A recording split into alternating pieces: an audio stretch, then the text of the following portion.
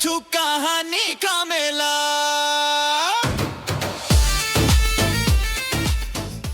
यह है निशा, जो एक मेहनती चार्टर्ड अकाउंटेंट है, और यह है अयान, जो एक सॉफ्टवेयर इंजीनियर है। दोनों म्यूचुअल फ्रेंड्स के थ्रू मिले और धीरे धीरे एक दूसरे को पसंद करने लग गए। उन्हें एक साथ रहते हुए 3 साल हुए। एक रात यूं ही फोन स्क्रॉल करते हुए निशा को एक मैसेज आया, अननोन नंबर से। उसने मैसेज खोला। कोई टेक्स्ट नहीं, सिर्फ फोटोज थे।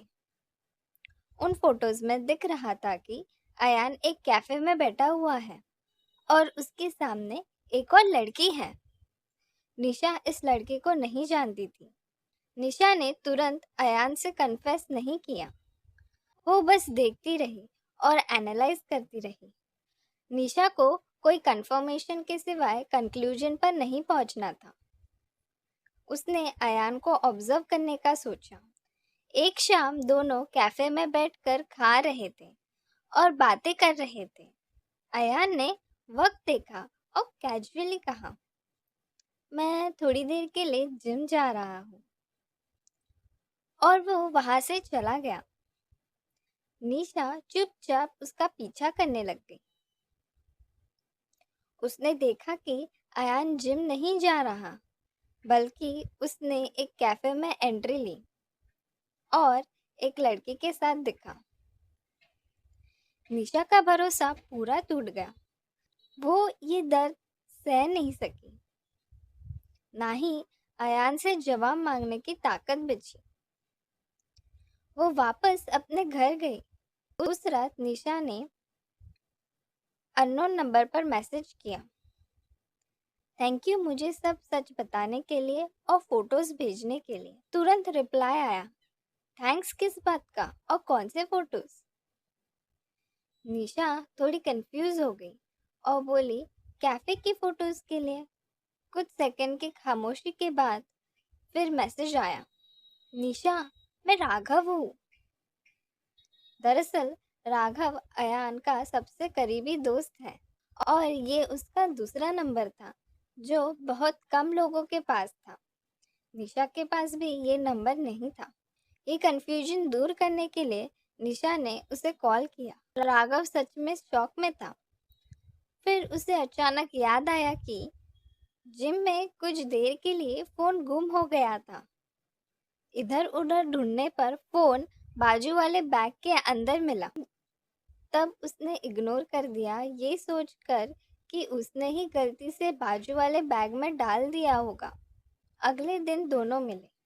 दोनों ने जिम के मैनेजर से बात की, उसे सब बताया और सीसीटीवी फुटेज की रिक्वेस्ट की। मैनेजर ने उन्हें फुटेज दिखाया।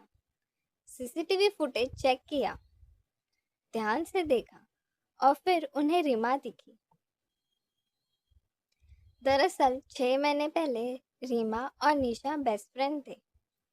एक बड़े झगड़े ने उन्हें अजनबी बना दिया था। स्क्रीन पर क्लियरली दिख रहा था।